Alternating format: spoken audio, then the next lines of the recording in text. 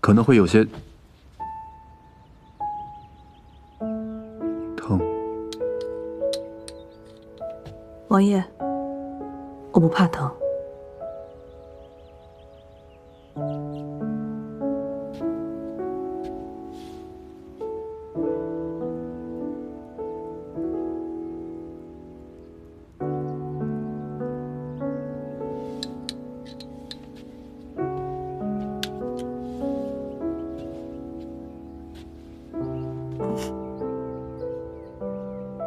疼吗？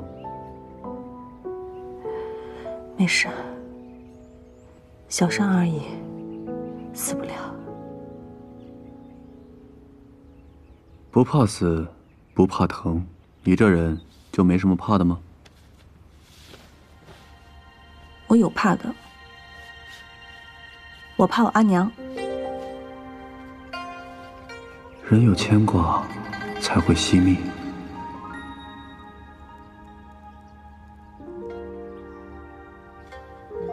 本王记得你说过，你的簪子是沟通阴阳之所。本王相信，你娘在天上看到你这么拼命，也会担惊受怕的。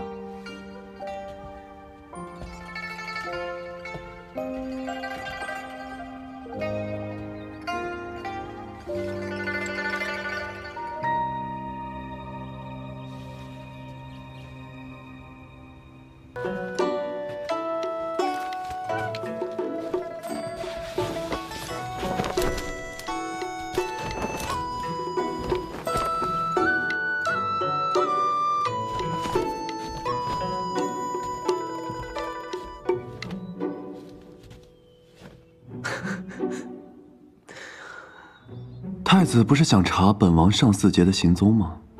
那本王便给他一个答案。什么答案？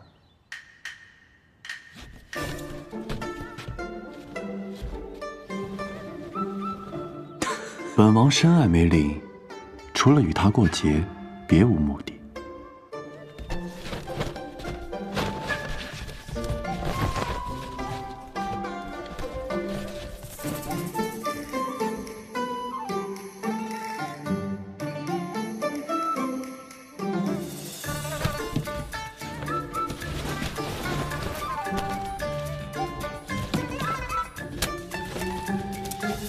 梅林，你到底是在练武还是在打拳啊？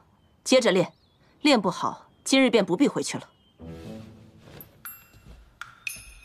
总之，本王近期会常去鸿胪寺，即便不能打消太子的疑虑，起码也能拖些时日。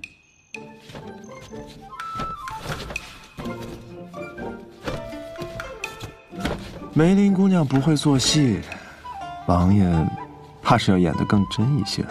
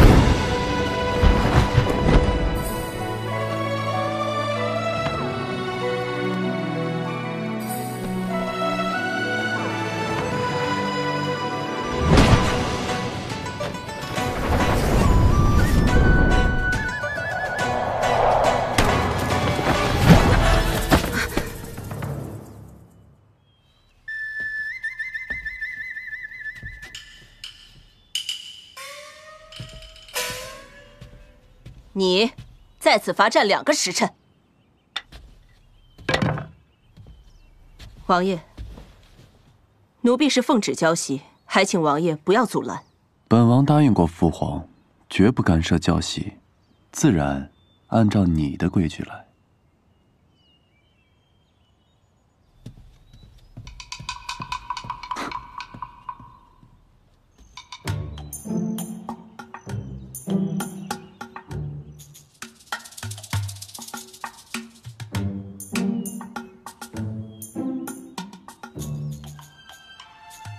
受罚了吧？还就是弄巧成拙了。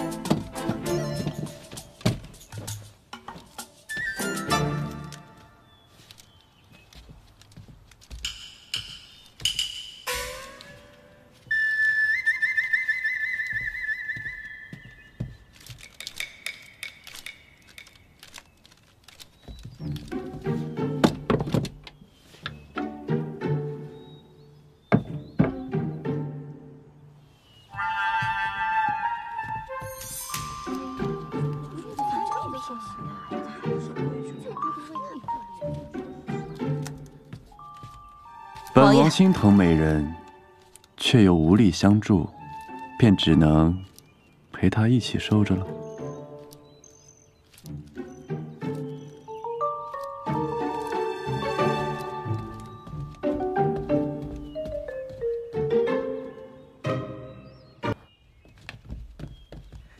阿美，生辰快！这些都是靖王送的。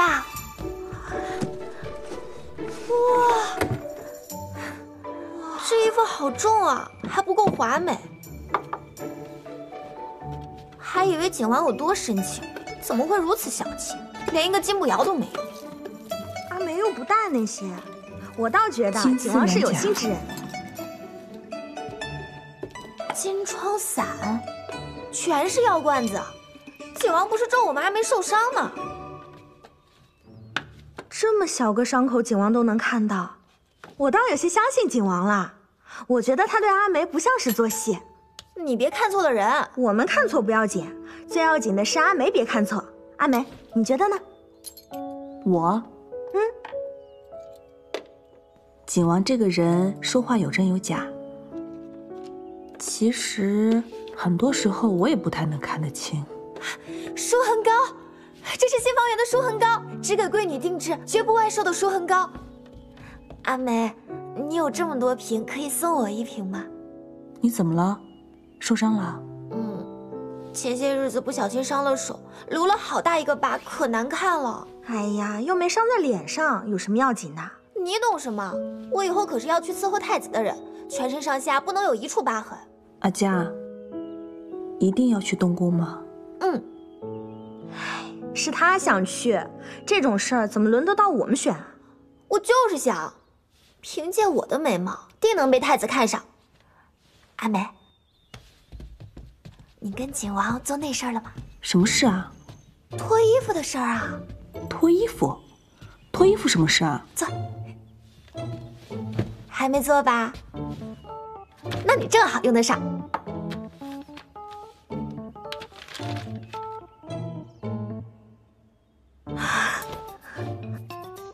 这，哪有人生辰送这个呀？你不是说送礼要实用吗？这个最实用啦。阿佳，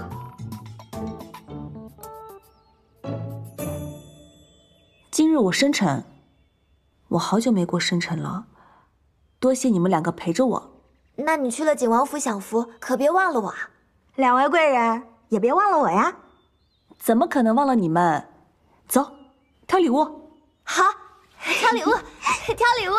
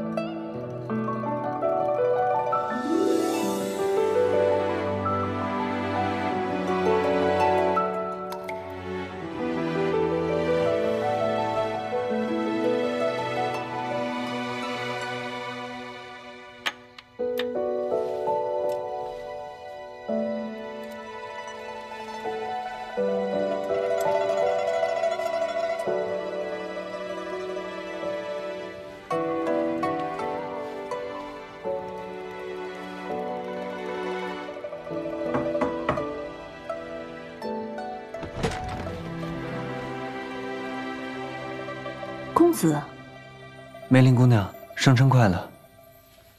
多谢公子。我听闻，你们青州人在过生辰的时候都会吃灯果饼。我呀，特意在灯果饼里面放了山甘草，你尝尝，一定不酸。其实今日不是我的生辰。哦，原来河西美人名簿里面的生辰是错的。那谁说不是生辰就不能吃灯果饼了？公子给我做的灯果饼，我能吃到明日。梅林，坐。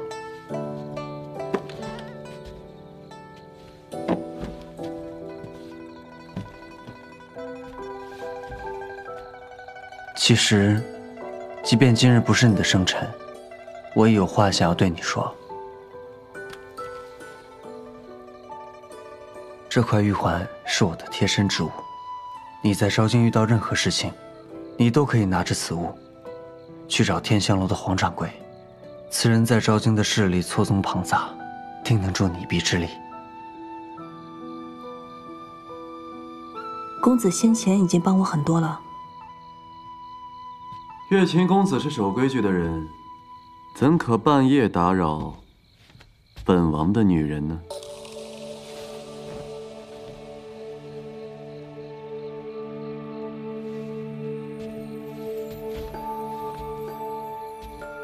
王爷在月琴面前就不必演戏了，你们不过是合作关系。你怎知我们不会有假戏真做的一天呢？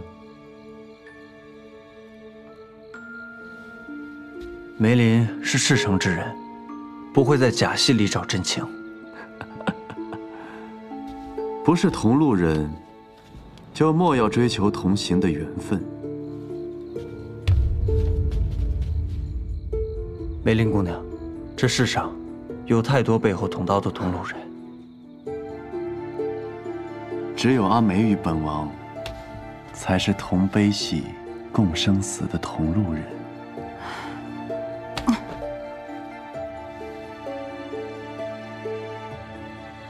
公子，你放心，我不会轻易将性命托付给任何人。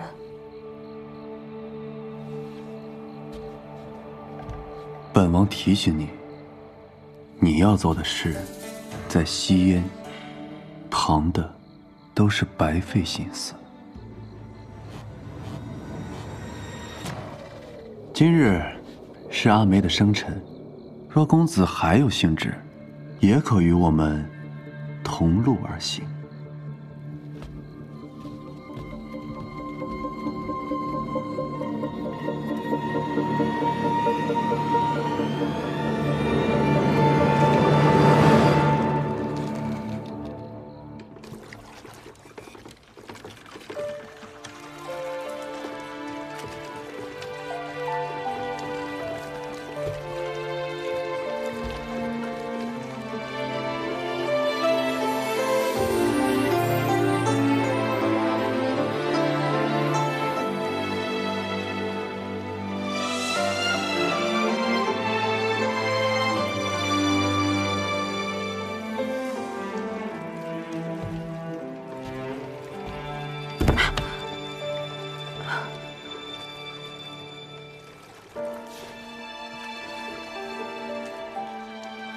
第一次坐船？不是，小时候我阿爹带我游湖坐过船。本王年少时曾去过大延北境征战，坐船驶过澜沧江，曾在那里见过一片蓝色星河。那是本王见过最美的风景。澜沧江上怎么会有蓝色的星河啊？是江中的浮游聚集所致。关于那片蓝色星河，还有一个传说。传说在很早很早以前，有一位披着蓝羽神衣的鸟仙，被玉青山的景色所迷，幻化成少女在此嬉戏。恰好一位少年路过，二人一见钟情，坠入爱河。鸟仙为与少年尘世相守，遂将蓝羽神衣撒入江中，变成了那片蓝色星河。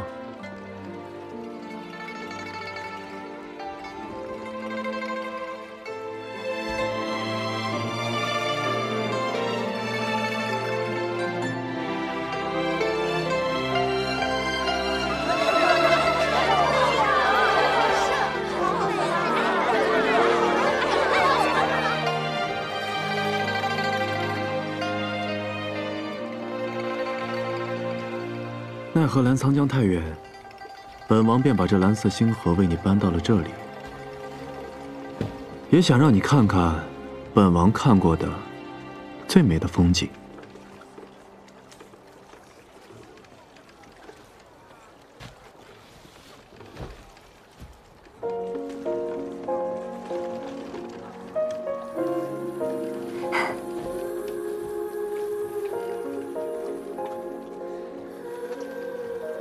澜沧江有一传闻，凡人若见仙河，便可长相厮守。景王怕是爱惨了梅林。我看这个梅林也没什么特别的，无非就是仗着有几分姿色罢了。要我说，还是殷将军与景王最合适。那都是些陈年往事了。他们竟然拿小小的美人与将军相提并论。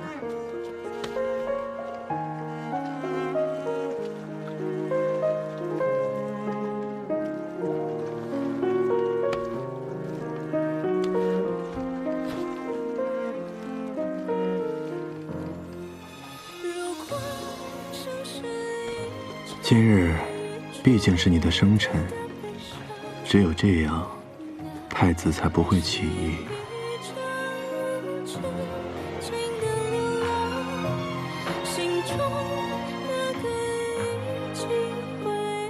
旁人怎样议论与本将无关。今日本将乏了，西安探子一案，你明日再一一调查。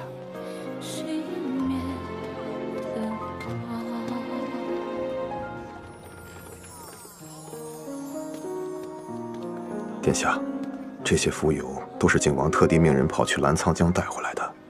这几日景王宠爱梅林的事，在鸿胪寺都已经传开了。他要骗过我，就得骗过鸿胪寺的人。福芳斋的掌柜怎么说？说是上巳节那日，景王见了不少人，属下还要一一盘问。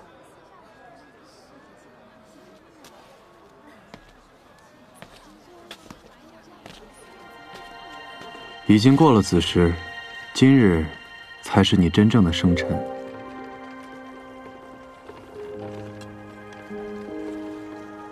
王爷，你怎么会知道今日是我的生辰啊？你不是真正的和亲美人，名簿上的生辰自然是假的。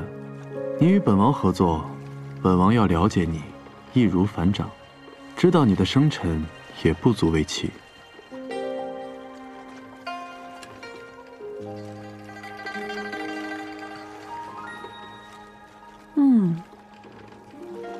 这个果饼一定很好吃。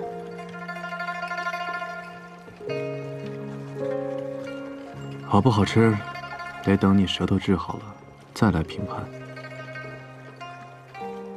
王爷说过，这人间的滋味不一定要用舌头来尝，也可以用眼睛来看。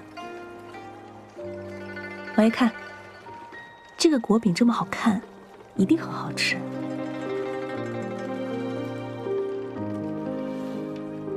御医说过，你的舌头不难治，只要按时吃药，会好的。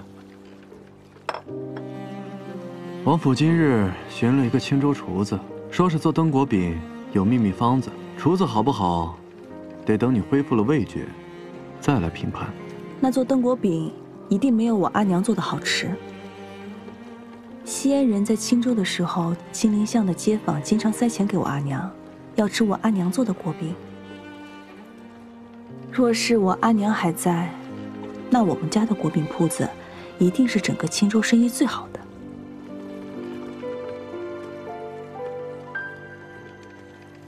来，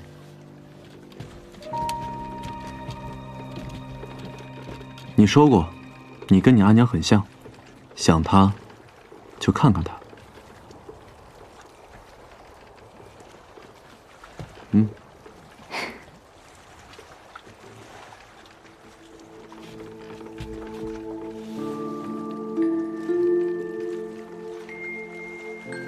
眼睛大一些，鼻子还挺像的。这儿有皱纹，下巴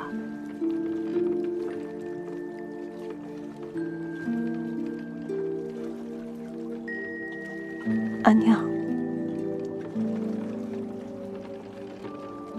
我想你了。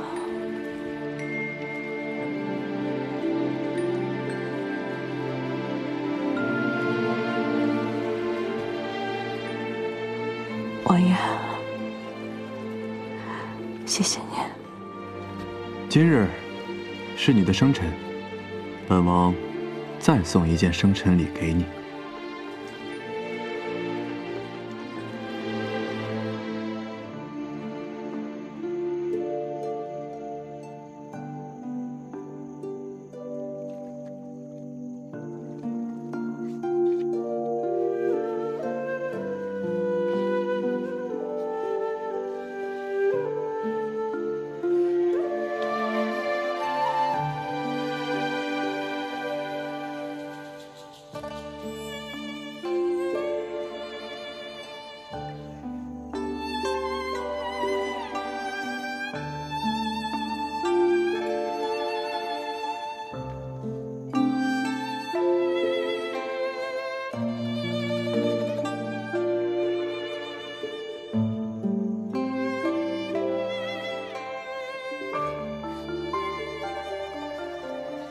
你家的果饼铺子叫什么名字？春花饼铺。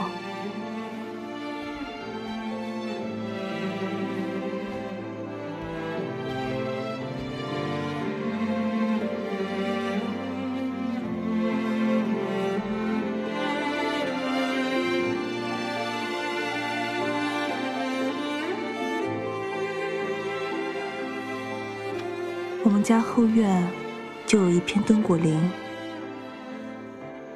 每年冬天下雪的时候，树上结的果子就像你画的这个腊梅一样好看。除了开果饼铺子，还有什么别的心愿吗？复仇成功。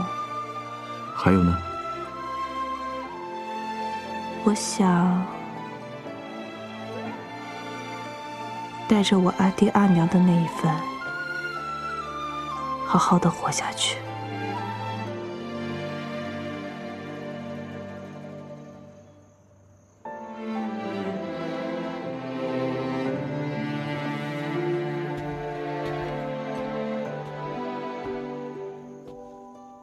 我还想去澜沧江看一次真正的星河。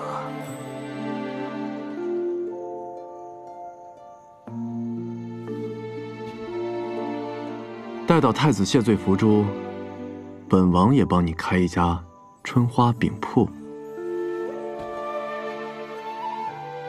，5-5分成。那一言为定。一言为定。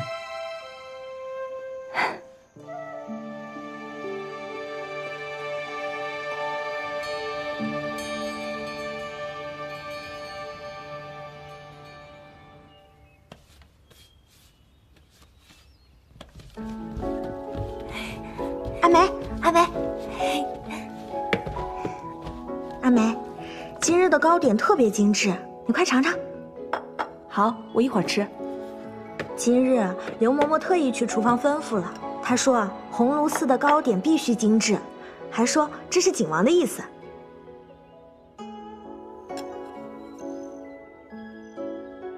王爷说过，这人间的滋味不一定要用舌头来尝，也可以用眼睛来看。王爷看，这个果饼这么好看，一定很好吃。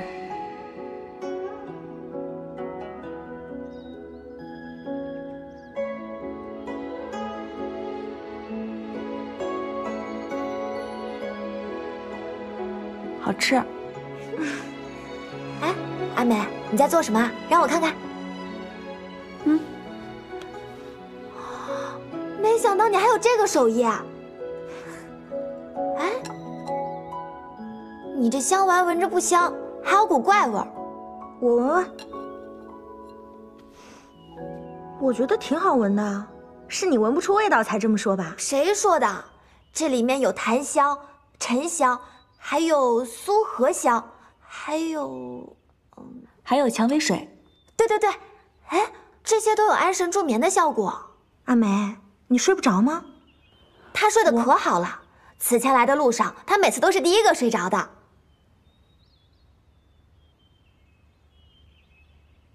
送给景王的。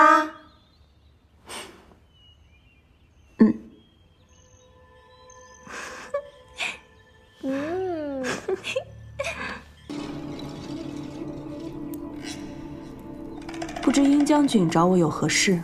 审一个美人，不劳烦殷将军亲自动手。你不是普通美人，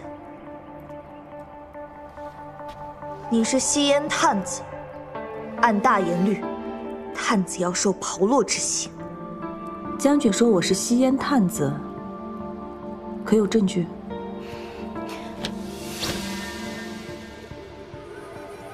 这便是证据。将军误会了，这个伤是我下厨的时候不小心烫的。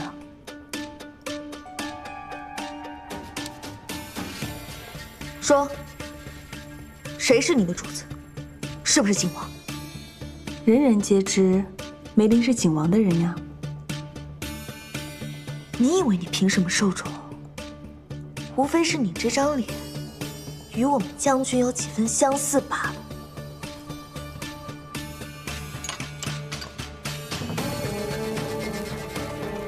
将军凭什么动私刑？就凭你不配用这张脸。住手！将军。你滥用私刑，丢的是本将的脸。这次事情按违抗军令处置，自己去领20军棍。若还有下次，绝不轻饶。将军，他是景王的人。出去。是。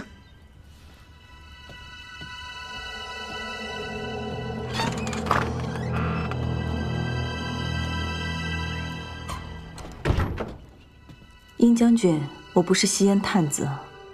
还请将军明察。你这伤是怎么来的？我不小心烫伤的，是个意外。什么意外？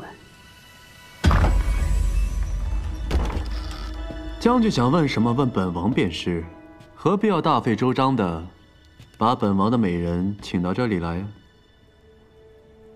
他对本王没有秘密，毕竟美人身上有几颗痣，本王都知道的一清二楚。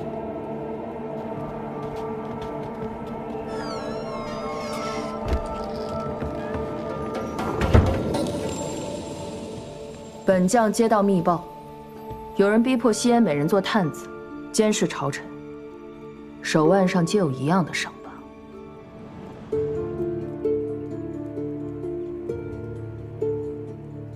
他是你的人，他自然是本王的人。你知道本将在问什么？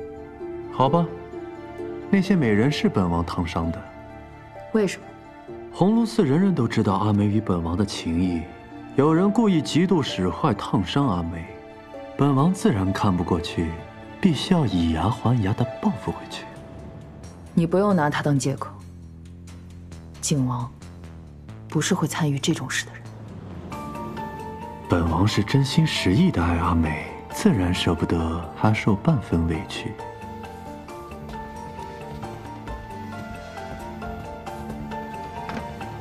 你不是耽于情爱之人。往年德嘉皇后唠叨那么多，人长大了，总是会变的。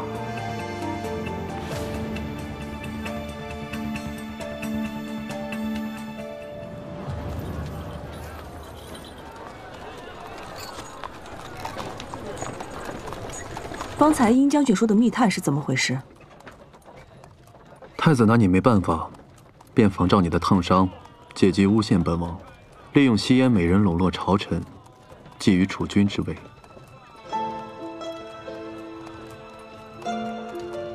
那些美人会不会有事？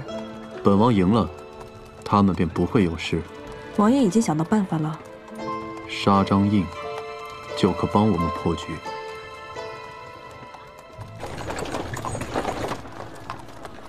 需要坐镇，才不会让太子察觉端倪。还有，无论发生何事，首先要保证梅林的安危。王爷放心，梅林姑娘武功高强，此事对于她来说再简单不过了。现在离破局，就只差一个人证了，一个父皇信任的人证。禀王爷，殷将军来访，已在后院等待。人证不请自来了。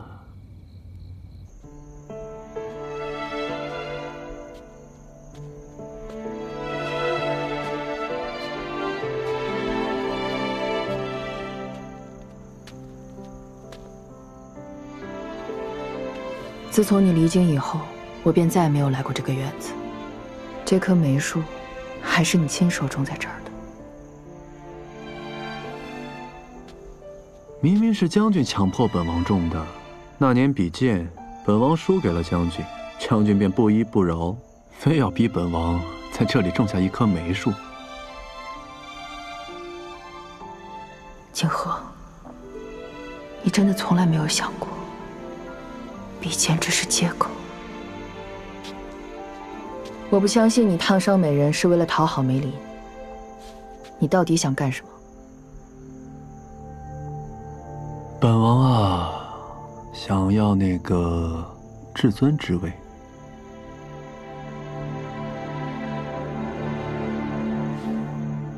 那个位置向来能者居之，若是景王心智不变，大可正大光明的去拿，何必利用心烟探子走了歪路？哼，殷将军多虑了。无论本王走的是哪条路，始终行走在大炎的土地上，绝不会做任何危害大炎社稷之事。那些吸烟的探子到底怎么回事？殷将军可还记得我们曾经打猎的钟灵山？3日之后，殷将军若是赴约，自会知晓。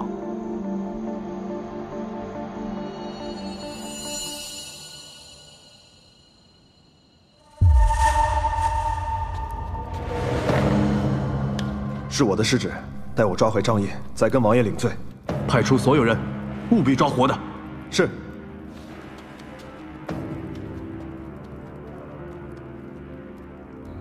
什么？他还活着？他从景王府逃出后，往城郊据点去了。好个张掖，竟能骗过本宫，还从景王手上逃了出来。带上所有人，这次本宫要亲眼看着他死。是。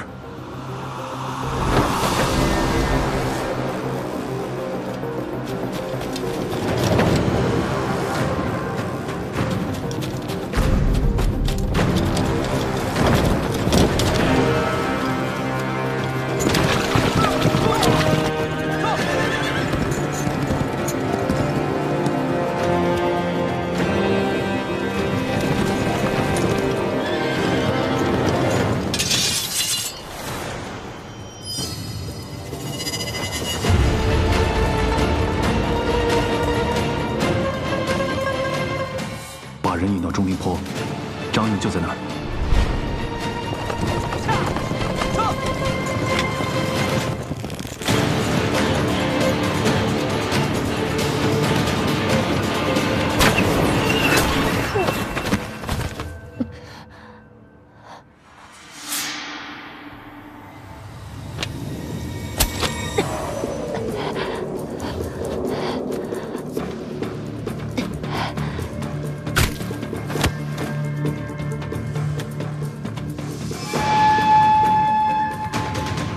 碧气血只能撑1个时辰，剩下的就靠你了，王爷。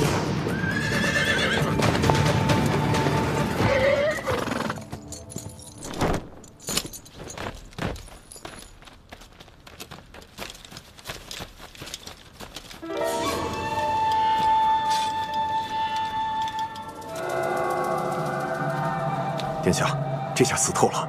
快把尸体带走。是。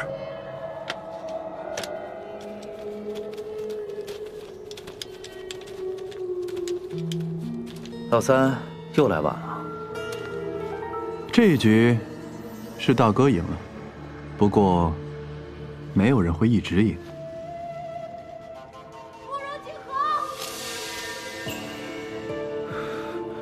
竟然利用落梅。大哥可以利用殷将军做吸烟探子局，本王自然也可以请殷将军做个人证，太子灭口张印的人证。那支箭可打着东宫的标志呢。张印不过是一介下官，就算拖尸体到了父皇面前，他也未必会听你的一面之词。一具尸体自然动摇不了东宫之位，但却可以在父皇心中埋下一颗怀疑的种子。文华阁失火一事是由大哥一人督办，若是被父皇知道是大哥杀人灭口，大哥苦心经营多年，又何必在父皇面前自毁形象呢？所以，你想谈什么条件？果然还是大哥了解本王啊！只要大哥出手解决吸烟探子一事，本王今日可以没有看见张印。咱们一人赢一局，如何呀？大哥，你不亏。时至今日，其实大哥都没有想过要把你置于死地。是啊，不过是想把本王赶回京北罢了。只是本王与太子的比试还未完，怎么能先下擂台呢？慕容景和，慕容景和，殷将军。本王在此。落梅怀疑大哥，就是父皇怀疑大哥。大哥真的不在意吗？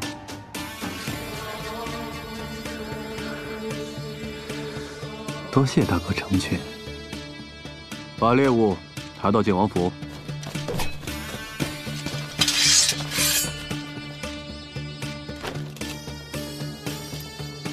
我们的人即刻隐蔽。是。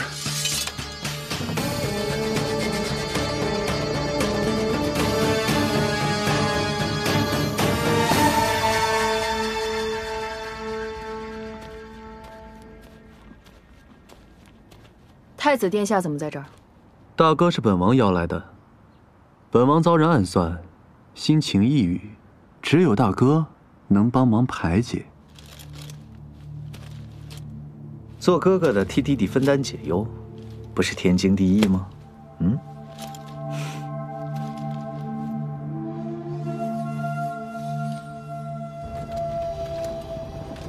这靶场咱们有多久没来了？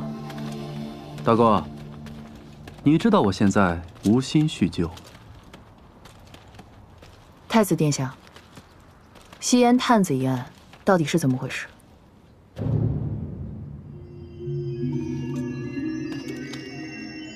是兵部侍郎甘宁设局陷害三弟，他误解了我们兄弟之情，以为景王回京是为了征楚，想将三弟赶回京北去。虽是甘宁自作主张，三弟终究是因为大哥受了委屈，大哥在这里向你赔不是。本王的郁结，果然只有大哥能解。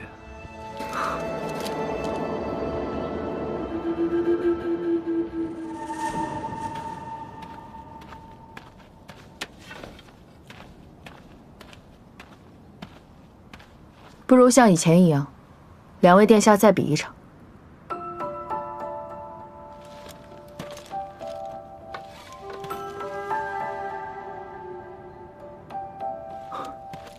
洛梅，我们都知道，在这靶场，我向来是输家。太子殿下也赢过，唯一的那一次，是因为你。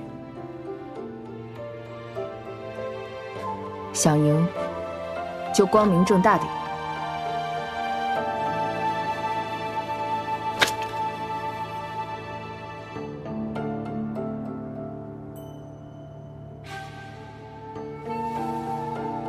本王认输。若不是大哥相让，我赢不了。赢不了的局，比他做什么？没意思。本王郁结已解。就不打扰殷将军和太子殿下叙旧了。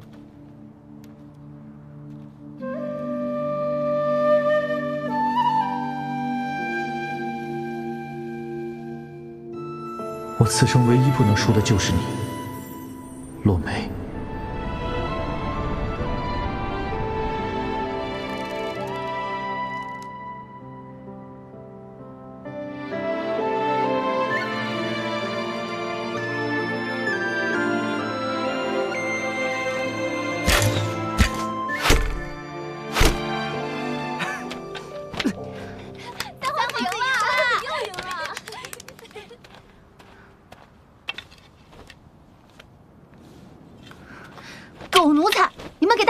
个什么弓啊？是我自己挑的。他们就是见你好说话，所以才敢偷懒的。用我的。玄烈哥哥比你厉害多了，换把好弓，准能赢你。再试试。好，咱们再比。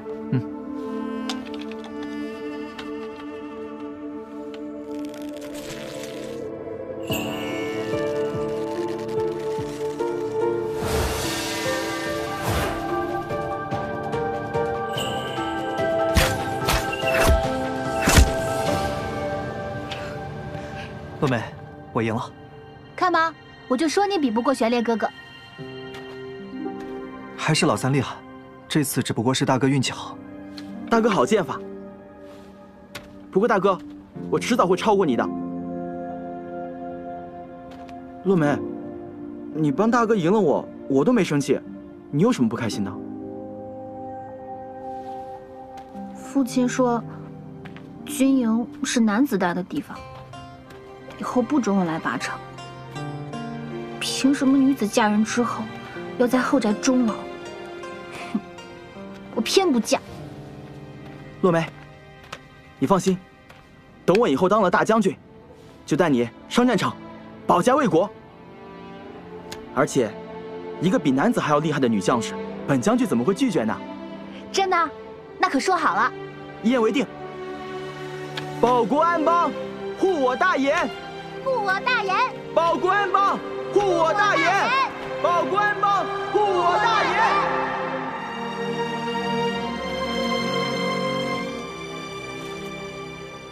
当年若不是你赠功，我怎么能赢？太子殿下剑术高超，您要想赢便能赢，与洛梅无关。我若想在后宫里过安稳的日子，就只能一直输。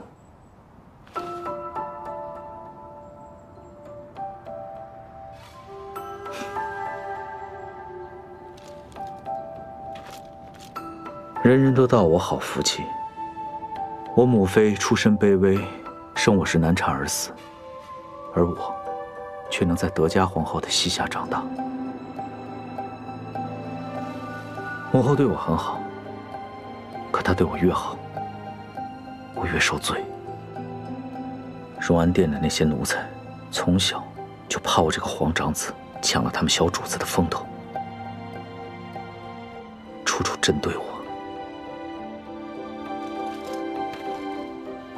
其实我早就知道，那张弓是坏的，因为你，我第一次可以光明正大的赢。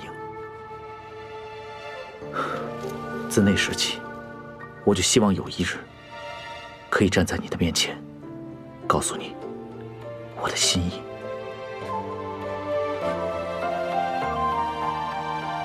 太子殿下，平南军守卫的不仅仅是那个位子，更是大研的疆土和万千百姓。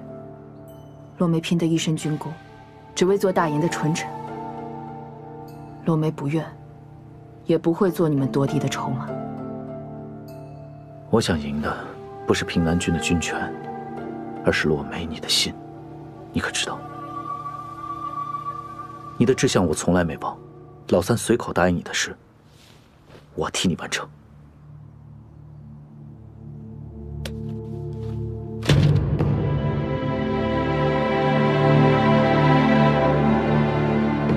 我说过，就算你做皇后，军权仍然归你，你仍是殷将军。我绝不会将你困在后宫。若有违诺言，这卷诗书，将军可公之于天下。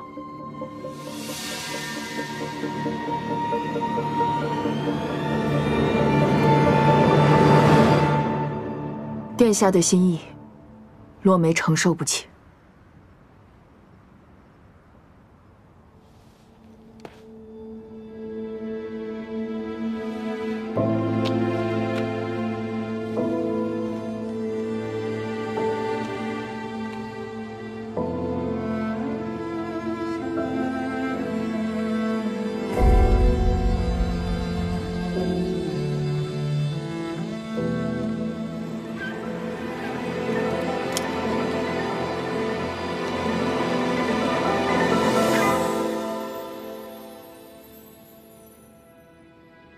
王爷吩咐，让梅林姑娘在此等待。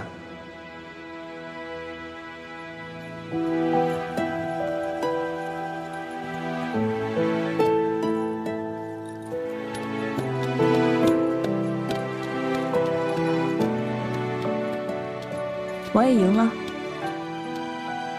是我们赢了。那些美人没事了。您放心，本王会想个办法送他们回西燕的。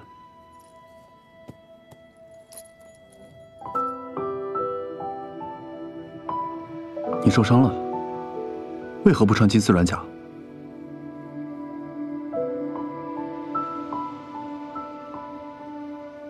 我是故意的，不然瞒不过太子。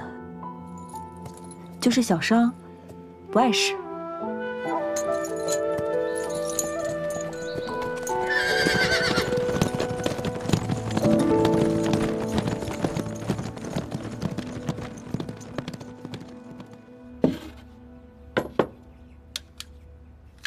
这是军中的伤药。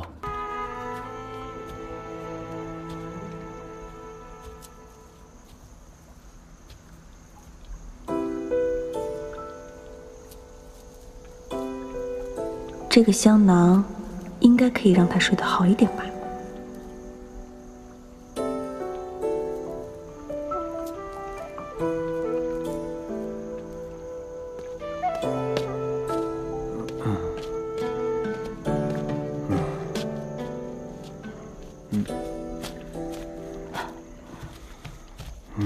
王爷，你怎么还没走啊？你喝酒了？你别动！你在幻觉里就是这么对本王的，凶得很。怎么喝这么多？当然要凶啊，不凶是会被人欺负的。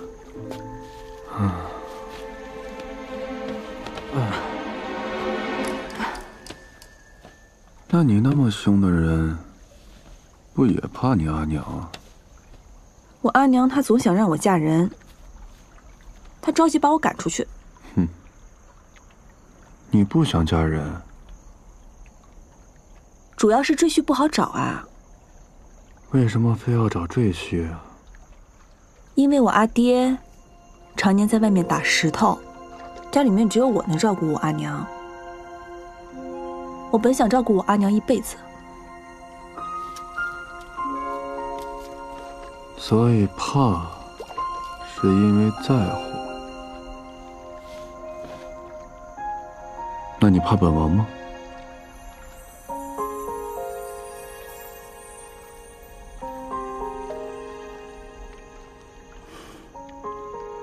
王爷是好人，我当然不用怕。本王可不是好人。你对本王做的事，本王一桩桩、一件件都记得。本王还记得第2次你见本王的时候，就咬破了本王的嘴巴。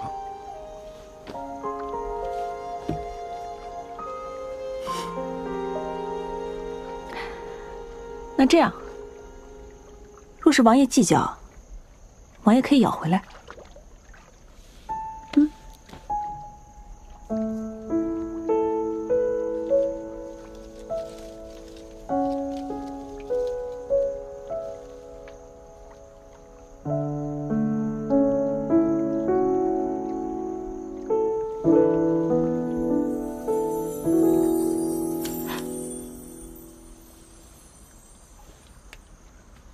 咱们的账一笔勾销。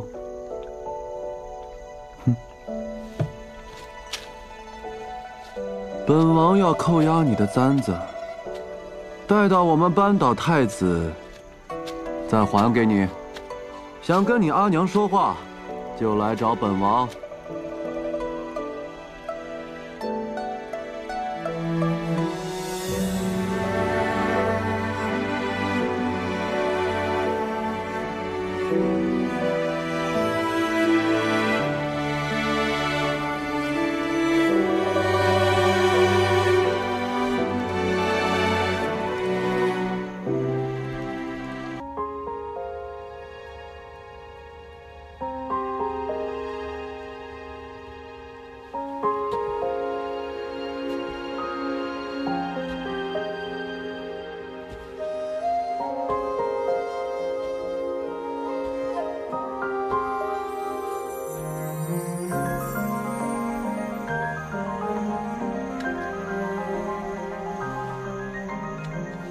咱们的账一笔勾销。本王要扣押你的簪子，待到我们扳倒太子，再还给你。想跟你阿娘说话，就来找本王。你是在担心我，是不是？梅林姑娘，该喝药了。刘嬷嬷，哎，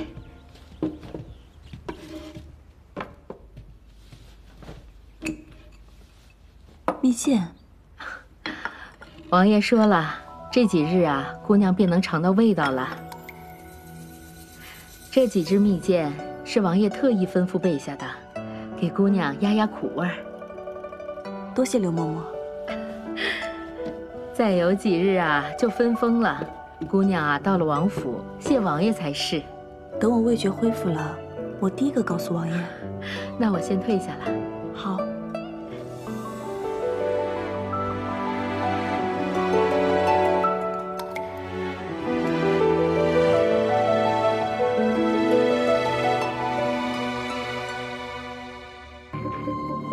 是东宫暗卫，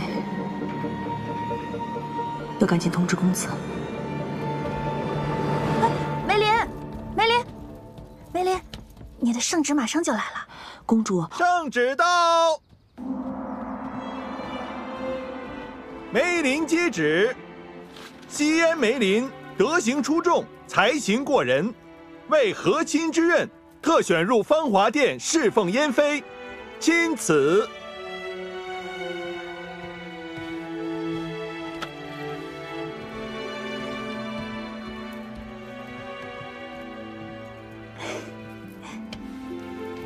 梅林，你是不是很开心？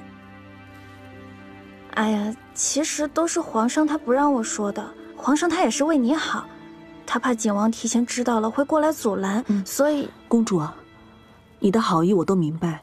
我有东西忘了给月清公子，我赶紧去送给他。啊，那你快去。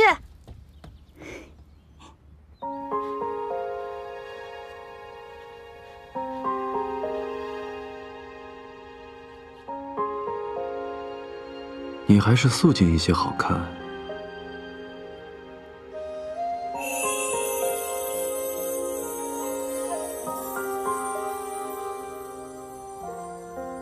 其实盛装也不错。王爷，来了。王爷，梅林姑娘被分到了芳华殿。王爷，燕妃娘娘让奴婢转告王爷，梅林姑娘舍不得月琴公子，追出去送人了。王爷不必白跑一趟。妾追上西燕使团。是。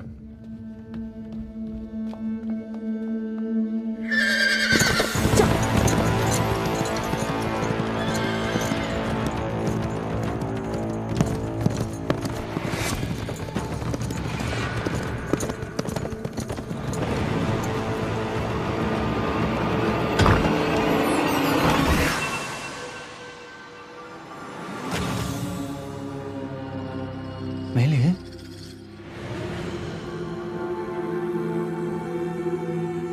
是月琴无用，没能护住他们。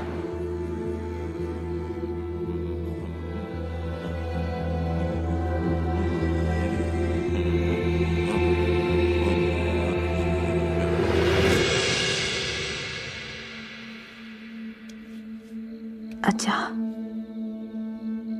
阿佳，醒醒！醒醒！阿佳，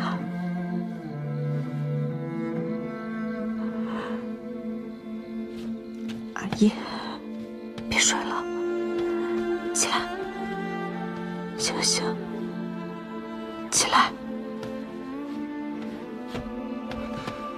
梅林，我会带他们回去的。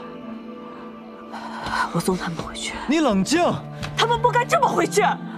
他们都是被无辜卷入大燕夺嫡之争的棋子，而我并非知棋之人，纵使有心，也无力相救。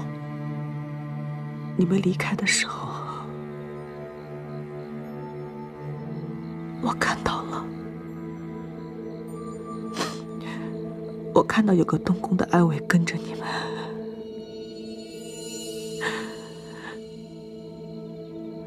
是不是太子看到？梅林，你别冲动。你现在是芳华殿的人，我们的荣辱安危是一体的。相信我，没有人敢轻易的伤害你。活着等我回来。如果你想知道真相的话，可以去问景王。姑娘们，我会带回去的。公子，他们就拜托你了。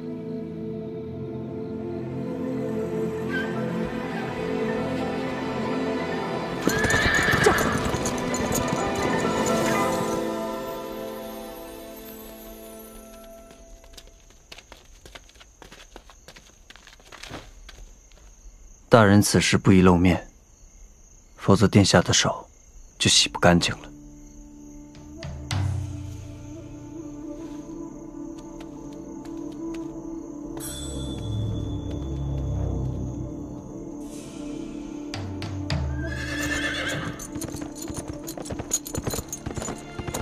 我不想再看到第二个阿泰死在我的面前。太子拿你没办法，便仿照你的烫伤，借机诬陷本王，利用吸烟美人笼络朝臣，觊觎储君之位。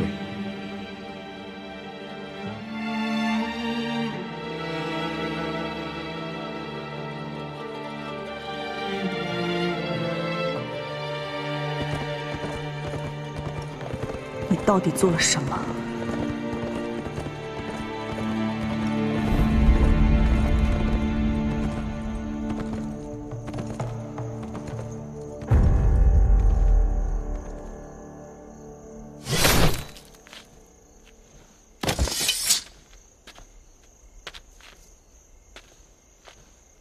马匪为财，毒害我吸烟人，已经被就地正法。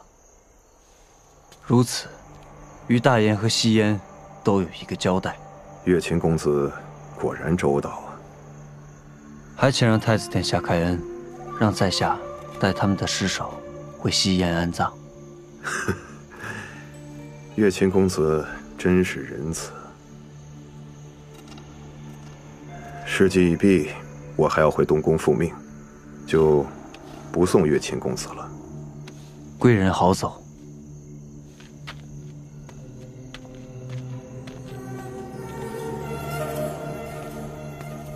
公子，时辰快到了，该走了。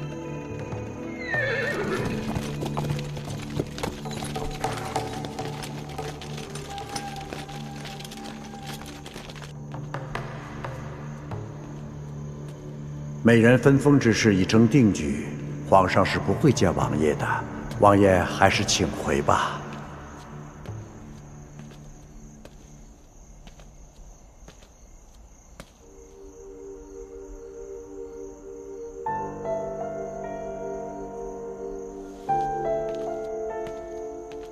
本王会再想办法的。总之，不会让你。你对那10个美人做了什么？他们手腕上的烫伤。是你做的，是本王烫的。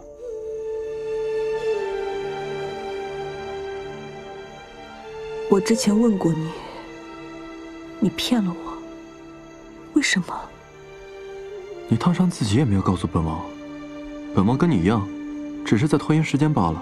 可是你明明知道，阿黛她是因何而死，本王无意杀人。可你烫伤他们的时候就是在杀人。那10个美人什么都不知道，就是因为被你选中，做了你的妻子，就落得今日的下场。我也是你的妻子，我还想着和你同行复仇，不可笑吗？棋手与棋子合作，是为了赢，不是为了掀翻棋盘。棋子永远也做不了赢家。我想做的，不过是替无辜者们讨个公道。本王又何尝不是呢？本王做这些，不过是为了纵火的罪人能够伏诛，为了魏北军能够洗刷冤屈，为了青州无辜的10万亡魂能够安息。可你用这样的手段替无辜的亡魂们伸冤，你自己说出来不觉得可笑？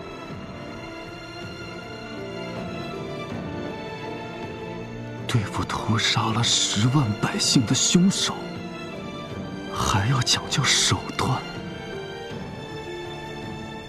本王同样觉得可笑。你以为我们面对的是谁？我们的仇人是当朝太子。朝堂之争不亚于上战场，在战场上除了赢，无暇顾及其他。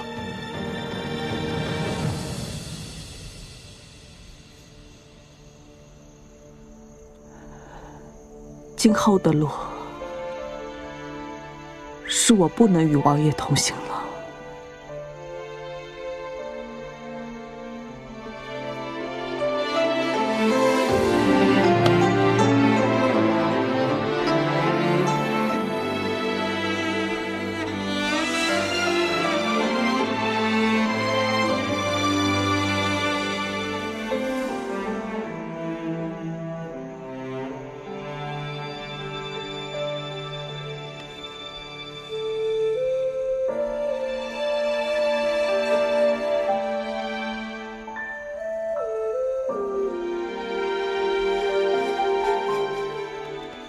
王爷，那10个美人被太子灭口了。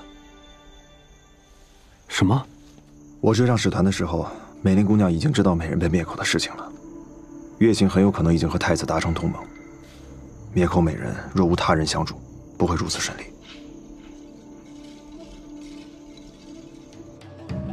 把你知道的一五一十都告诉我。大人，他们把尸体抬上去就走了，小的什么都没看见，先告退了。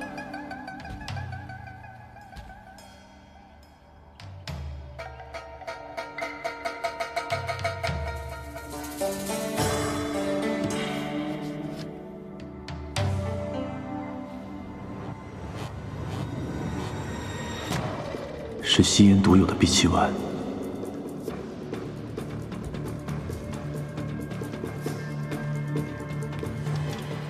王爷，驿站的管事说，东宫的猛犬来过。王爷猜的果然没错，月琴和太子已经达成同盟。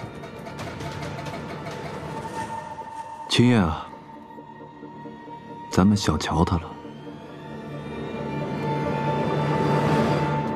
公子，放心吧，幸好有闭气丸，我们骗过了太子。天色不早，休整片刻，我们便继续赶路吧。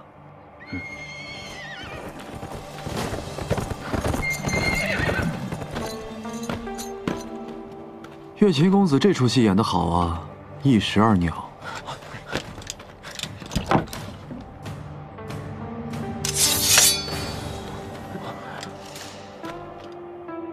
我吸烟子民岂能枉死？梅林也不该受你的欺骗。王爷，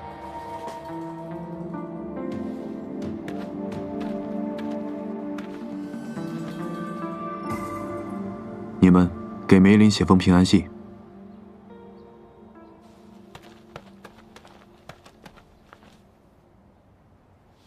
梅林已经担负了青州10万亡魂，你又何必再给他平添10条人命的负担？不必美人们写信了。这封信本来是要等回到西安之后再交给他的，既然王爷已经来了，便劳烦王爷转交吧。王爷的谎言总会被戳穿，无需月琴用这么多人命作戏。慕容锦和，你不配与他同行。走。